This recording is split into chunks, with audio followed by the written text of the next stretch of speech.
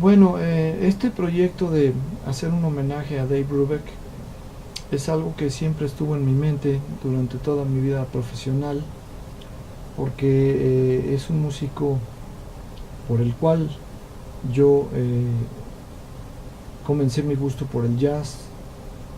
Es un músico por el que yo me apasioné por la música, y ese cuarteto clásico que tenía él con Paul Desmond, Joe Morello y Jim Wright eh, fueron los que me atraparon para poder buscar esta, esta música de jazz que nos permite expresar libremente nuestras emociones.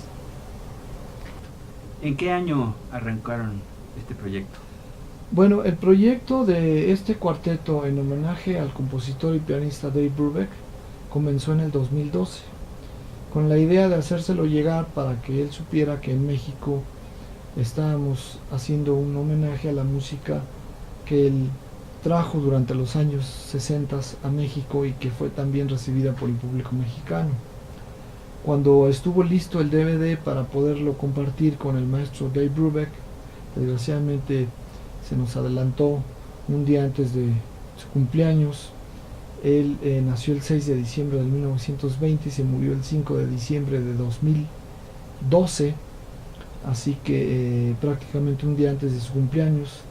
Yo tenía pensado llamarle el día de su cumpleaños y comentarle del homenaje y enviárselo para que más o menos por las fechas navideñas lo pudiera él ver en su casa, pero pues desgraciadamente sucedió la fatal noticia y no fue posible. Mas sin embargo se lo mandé a la viuda de Brubeck, a quien le encantó y lo autorizó para la producción que hemos estado haciendo ahora y la distribución de este DVD. Así que empezó todo esto en el 2012, pero yo en la mente ya tenía desde hace mucho tiempo hacer un homenaje a quien y por él soy músico. Wow.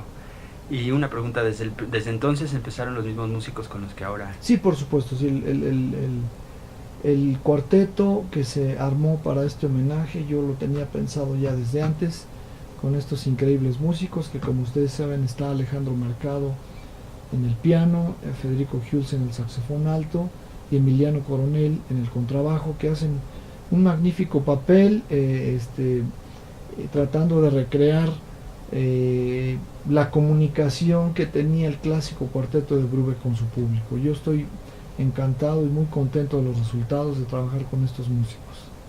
Maravilloso. Y una pregunta general, ¿cómo lograste acoplar esta complejidad del Brubeck con distintas interpretaciones? Porque según entiendo no hay una sola, ¿no? Él grabó muchos conciertos en vivo, entonces tienen como muchas versiones de una misma melodía, y tú ahora estás aportando una nueva visión. Precisamente esa es la palabra clave, tratar de tener una nueva visión de lo que era la música del cuarteto de Brubeck, que es una música muy vigente. Se escuchan las grabaciones, aparte de que tienen mucha calidad, se oye muy fresca, porque Brubeck tenía esa característica, era muy fresco, muy natural, siempre daba sorpresas, aunque tocara y se repitieran muchas interpretaciones del mismo tema.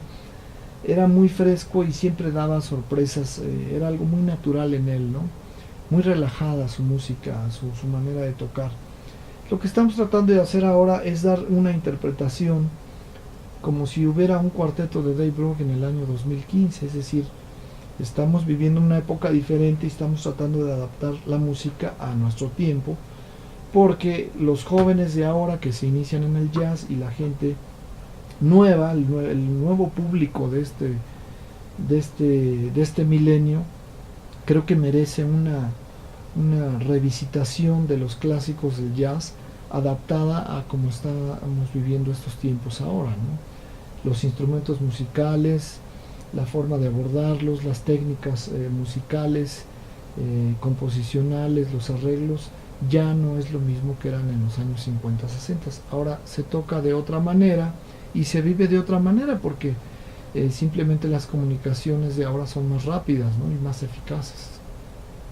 Entonces el tiempo es diferente al de las interpretaciones. Yo noto un tiempo muy similar en O sea, no me refiero a la velocidad de los temas, sino me refiero a la manera de abordarlos, ¿no?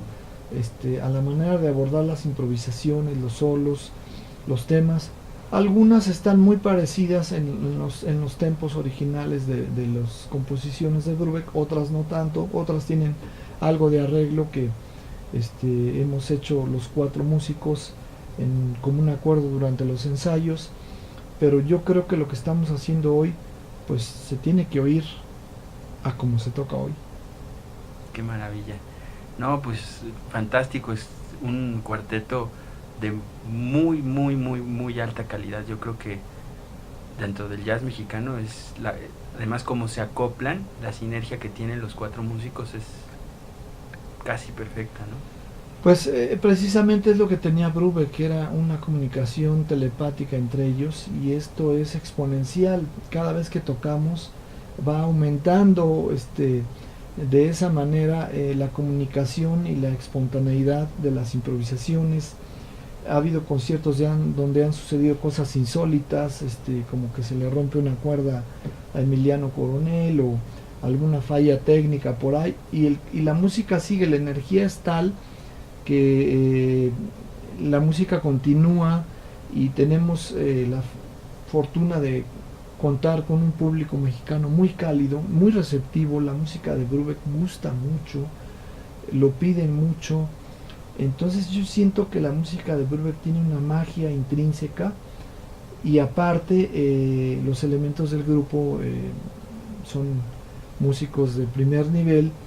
Entonces es como que es exponencial, es una suma de todo que se va multiplicando cada vez que vamos tocando, y yo creo que las próximas veces que vayamos a tocar pues cada vez va a haber más intensidad, más comunicación, más emoción, que eso es lo que se trata, de retroalimentarse con el público. Tú le das al público, el público te da y se regresa, y es una energía que acaba pues, generalmente en una muy buena ovación para el cuarteto. Sí, cómo no. Y además son muy jóvenes, ahí Emiliano es un joven, sí. Bueno, muy, sí, muy joven. Emiliano es un elemento muy joven, con solo 23 años, con un talento increíble. Alejandro Mercado, que también es bastante joven, no tan joven como Emiliano, pero es una promesa hecha realidad más bien ya, dentro del jazz mexicano, con sus colaboraciones en su instrumento. Y Federico Hughes me parece que es un talento increíble. Me gusta mucho que es una personalidad muy semejante a lo que era Paul Desmond, muy cool, muy tranquilo en su manera de tocar, y vaya, se siente que cada uno de los elementos es el adecuado para desarrollar el papel de lo que era el cuarteto original de Brubeck. No estamos hablando de una imitación, ni estamos hablando de vestirnos igual y tocar igual que ellos, no. Estamos hablando de recrear lo que ellos hacían, con esa maestría que ellos hacían, adaptado a los tiempos que estamos viviendo y a como cada quien es, ¿verdad? Cada quien se expresa de manera diferente. No somos ni Paul Desmond, ni Jim Wright, ni Dave Brubeck, ni Joe Morello. Somos el cuarteto Pablo Prieto interpretando la música de Brubeck con el mensaje original de los temas y las composiciones de Brubeck, adaptadas a los tiempos que estamos viviendo y al público que tenemos ahora, que es un público más exigente, más receptivo, que ha pasado por diferentes modalidades de la música a través de muchos años, y ya también la gente no escucha igual, ni es lo mismo, porque todo esto de las redes sociales y las comunicaciones. La gente va a un concierto y ya sabe perfectamente, ven quién eres, ya te googlearon, ya saben cuándo naciste, ya sabes qué tocas, qué temas compones, qué temas tienes, cuántos discos tienes, toda tu trayectoria. Eso es increíble, ¿no? En los años 50, 60 verdaderamente era una sorpresa, sin saber nada acerca de los músicos, porque no había la comunicación. Entonces ahora todo es más rápido, entonces la gente está más compenetrada en los conciertos. Bueno, y una maravilla también del grupo, pues obviamente es la batería que interpretas tú, es fenomenal, tiene un sabor, un sonido muy particular. Bueno, yo creo que debe haber opiniones encontradas porque pues yo tengo la gran influencia de que desde niño lo primero que escuché, mi primer concepto acerca de la estética del jazz, pues fue el cuarteto de Dave Brubeck, con un disco de aquella época de 45 revoluciones que tenía este tema de Blue Rondo a la Turk, composición de Brubeck. Y yo siento que el haber escuchado desde muy niño el lenguaje de la batería de Joe Morello me ha influenciado muchísimo. Entonces hay gente que puede hablar de que sí hay alguna similitud en mi forma de tocar por estar expuesto tanto tiempo a escuchar a Joe Morello, y desde luego que lo he estudiado su música, he estudiado sus métodos, lo he escuchado mucho. Y también por otro lado, pues como otras opiniones que, bueno, que cada quien tiene su manera de tocar y que hay un estilo propio en la manera en que yo toco que hace que sea diferente. Eh, bueno, eso sí lo tiene que juzgar el público, yo no lo puedo decir. Yo me siento muy contento de tocar la música de Brubeck, es algo muy natural en mí, no representa ningún esfuerzo, al contrario, es un placer. Y mi manera de tocar no pretende hacer homenaje a Joe Morello ni imitar o hacer una emulación o como se diga de su ejecución.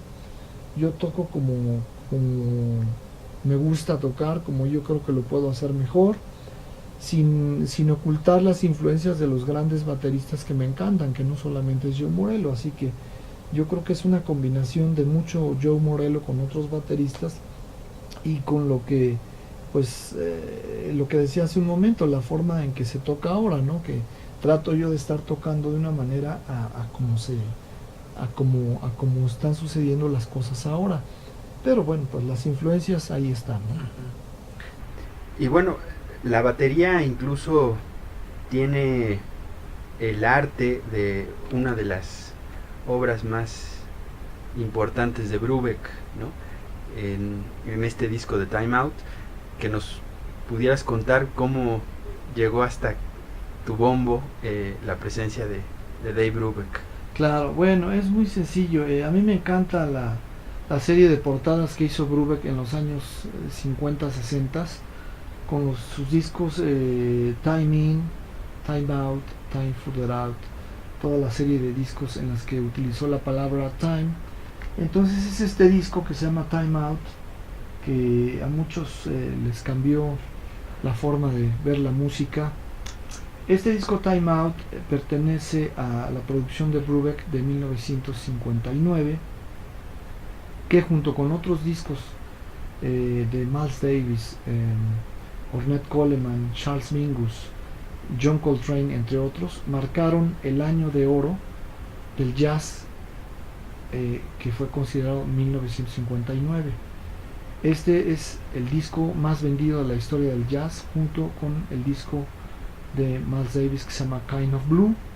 De hecho está la discusión que si este vendió más que el de Miles o el de Miles vendió más que el de Brubeck, pero este es el primer disco que alcanzó la venta de 1 millón de copias. Era un disco que no lo querían en Columbia Records, no les gustó que fuera un disco con música de compases diferentes, música que no se pudiera bailar, una portada de una pintura abstracta en el frente del disco. No gustaba la idea del disco y fue una sorpresa y se convirtió en un disco que fue un hit. Y bueno, me gusta la pintura y se me ocurrió, como se usaba antes en los front heads de los bombos, usar los nombres o las portadas o los logos de los grupos. Se me ocurrió a mí ponerlo y me gusta mucho. Esto es una pintura de un pintor hawaiano que se llama Neil Fujita, y bueno, pues marca un poco, nos da a entender un poco lo que contiene el disco adentro, que es música abstracta, un poco extraña, un poco rara para esa época, pero fue el disco que abrió las puertas a todos los demás jazzistas para experimentar en compases compuestos en la música. De hecho, este es un disco experimental. Y de esos times, ustedes interpretan una buena cantidad de algunos temas interpretamos. De este disco tocamos Blue Round a la Turk, del Timing tocamos Cassandra, en fin, hay varios temas de esta serie de discos y de otros discos que hizo Brubeck que estamos interpretando ahora en los conciertos. Incluso, bueno, pues tú eres un conocedor a la perfección de Brubeck y pues has recuperado en estas exposiciones que tienen, en estas presentaciones en vivo que hacen, materiales poco conocidos de Dave Brubeck, ¿no? Ese es un punto clave y qué bueno que se menciona. Yo creo que la idea de un homenaje a un compositor, pianista, y lo aclaro una y otra vez más, es el homenaje a un pianista compositor, no a un vendedor de hits. Yo creo que la manera de hacerle justicia es dar a conocer las composiciones y los temas que él logró como músico en un trabajo profundo de investigación de la música clásica y el jazz, lograr estos experimentos y desde luego estas composiciones. Entonces la idea es dar a conocer un Brubeck que no conoce la gente, para que la gente tenga otra cultura. Se trata de ampliar la cultura del jazz acerca de un compositor que no era precisamente un jazzista. Dave Brubeck no era precisamente un jazzista, era un músico universal que utilizó al jazz como un elemento más, entre otras músicas, para hacer sus composiciones. Un poco como lo que hacía Duke Ellington. De hecho, Brubeck está considerado uno de los músicos más importantes, o el más importante de Estados Unidos, después de Duke Ellington, precisamente por ser un músico composicional. Esa es la gran aportación de Brubeck, las composiciones. Entonces creo que la manera de hacerle justicia no es tocar sus hits más conocidos, sino es tocar los temas donde él más profundizó en los experimentos y que realmente cambiaron la forma de hacer el jazz. Y además una música que lo llevó a él a recorrer también parte del mundo, ¿no? Se fue a Irán, a Japón, incluso. Él estuvo en muchas partes del mundo y mucha de su música que él compuso es influencia de las diferentes giras y todos los países que visitó. Dave Brubeck decía: el jazz es una esponja que absorbe todos los estilos y todas las músicas del mundo. Así que viajemos por el mundo y tengamos los oídos bien abiertos para escuchar lo que nos puede influenciar para hacer mejor música en nuestras siguientes composiciones, ¿no? Así era Brubeck. Entonces Brubeck se dejó permear por todas las influencias y tiene otra serie de discos que se llaman Jazz Impressions of Japan, of Eurasia, que de esos discos interpretamos varios temas en los conciertos para mostrar a la gente lo que Brubeck podía captar durante sus giras mundiales y plasmarlo en sus composiciones. Pero la manera de componer de Brubeck era diferente, ¿no? Lo acabas de mencionar con Koto Song, con otros temas que estamos interpretando, uno que se llama Nomad, otro que se llama Golden Horn, del disco Jazz Impressions of Eurasia. Del disco Jazz Impressions of Japan tocamos Fukuyama, Koto Song, Tokyo Traffic.